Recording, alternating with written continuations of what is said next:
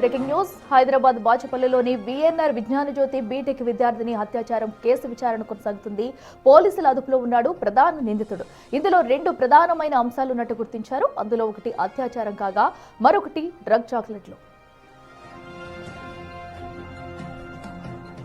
నేడు రెండో నిందితుడి విచారణ కూడా జరగనుంది. ఆశిష్, ప్రవీణ్ పలుమార్లు అత్యాచారం చేసినట్టు ఫిర్యాదు చేశారు విద్యార్థిని తల్లి. అయితే వీరు విద్యార్థినికి డ్రగ్ చాక్లెట్లు తినిపించి మరీ అత్యాచారం చేసినట్టు గుర్తించారు. డార్క్ వెబ్ లో డ్రగ్ చాక్లెట్లు కొన్నట్టు తెలుస్తుంది. ఇంతకీ వీరి వరకు ఆ చాక్లెట్లు ఎలా చేరాయి, ఆ రూట్ మ్యాప్ ఏంటి? ప్రవీణ్ సైతం అత్యాచారం చేసినట్టు తల్లి ఫిర్యాదు చేస్తున్నారు. కాబట్టి అతడి పాత్ర ఎంత అన్న కోణంలో దర్యాప్తు చేస్తున్నారు బాచుపల్లి పోలీసులు.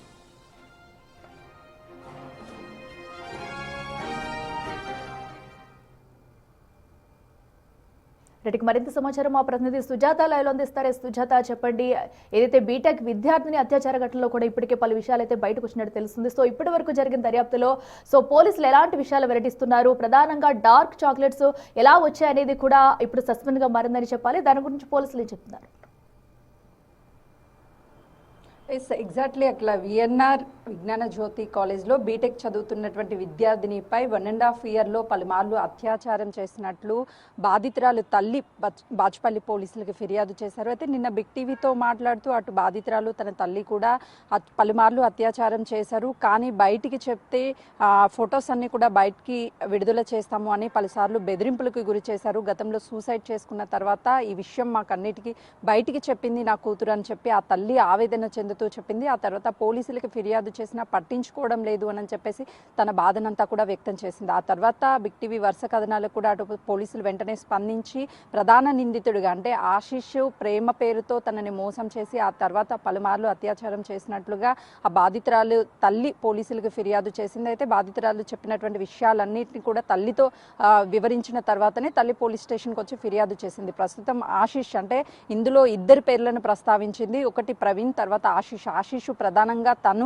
పరిచయం చేసుకొని తర్వాత తన ఫ్రెండ్కి పరిచయం చేసి తను కూడా అత్యాచారం చేయడానికి పాల్పడే విధంగా కావాలనే ఆశిష్ పురికొల్పాడు అని చెప్పేసి కూడా బాధితురాలు ఆరోపిస్తుంది. ప్రస్తుతం ఆశిష్ ప్రధాన నిందితుడిగా ఉన్నతంతడు బాచుపల్లి పోలీస్ స్టేషన్లోనే ఉన్నాడు. ఈ రోజు దాదాపు అంటే నిన్న మధ్యాహ్నం కాలేజీలో అదుపులోకి తీసుకున్న తర్వాత దాదాపు 4 గంటల పాటు ఆశిష్ని విచారించారు. అయితే ప్రధానంగా ఆశిష్ ప్రేమ పేరుతో మొదట తనకి పరిచయమైన తర్వాత తను ఇంట్లో ఒప్పుకోరు, మా కుటుంబ సభ్యులు ప్రేమ ఇలాంటివి అంటే ప్రేమించాము తర్వాత పెళ్లి చేసుకుంటాను అని చెప్పి ఇంట్లో వాళ్ళని ఒప్పిస్తాను అని చెప్పేసి తనను మెల్లగా ప్రేమలోకి దించి ఆ తర్వాత అత్యాచారానికి పాల్పడ్డాడు అని చెప్పి బాధితురాలు చెప్తుంది. అయితే వీటన్నిటిని కూడా పోలీసులు ప్రధానంగా ఇక్కడ తన మీద అత్యాచారం చేయడం ఒకటి, మరొకటి డార్క్ వెబ్లో డ్రగ్ చాక్లెట్లను కొనుగోలు చేసి ఒక అమ్మాయికి తినిపించి ఆ తర్వాత పలుమార్లు అత్యాచారం చేశారు అని చెప్పేసి బాధితురాలు ఆరోపిస్తుంది. కాబట్టి పోలీసులు రెండు కోణాల్లోనూ కూడా దాదాపు 4 గంటలకి పైగానే ఆశిష్ని ఇన్వెస్టిగేషన్ చేశారు. ఆ విచారణలో ప్రధానంగా ఆశిష్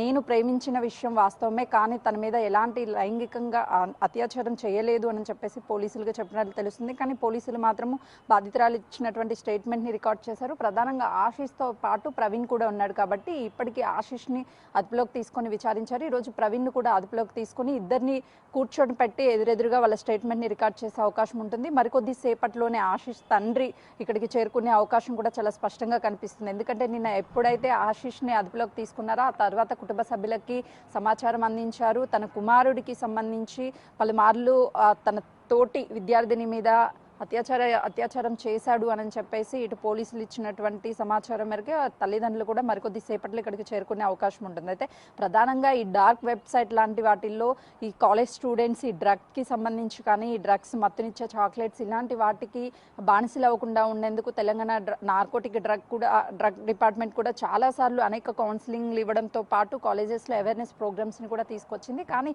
ఇంత డ్రగ్ని నిర్మూలించాలి అని చెప్పి తెలంగాణ రాష్ట్ర ప్రభుత్వం ప్రతిష్టాత్మకంగా తీసుకొచ్చినటువంటి దాన్ని కూడా వీళ్ళు అనేక వెబ్సైట్ల ద్వారా ఈ డార్క్ వెబ్సైట్ల ద్వారా ఈ చాక్లెట్స్ని కొనడం, వాటిని వాళ్ళ ఫ్రెండ్స్కి ఇవ్వడం, ఇలాంటివి జరుగుతున్నాయి అనేది కూడా ఒక కొత్త కోణం ఇందులో నుంచి బయటకు వచ్చినటువంటి పరిస్థితి ఉంది. కాబట్టి ప్రధానంగా మరొకసారి తనని విచారించి స్టేట్మెంట్ని రికార్డ్ చేస్తారు. ఆ తర్వాత ప్రవీణ్ని కూడా మరి కొద్దిసేపట్లో బాచుపల్లి పోలీస్ స్టేషన్కి తీసుకొచ్చి తన స్టేట్మెంట్ని కూడా రికార్డ్ చేయబోతున్నారు. కాబట్టి ఇద్దరిని ఎదురెదురుగా కూర్చోబెట్టి విచారిస్తే అసలు విషయాలన్నీ కూడా బయటకు వచ్చే అవకాశం ఉంటుంది. మరోవైపు ఆశీష్ తండ్రి కూడా ఇక్కడికి చేరుకున్న తర్వాత తన స్టేట్మెంట్ని కూడా రికార్డ్ చేయబోతున్నారు. Akhila. Right Sujatha, thank you.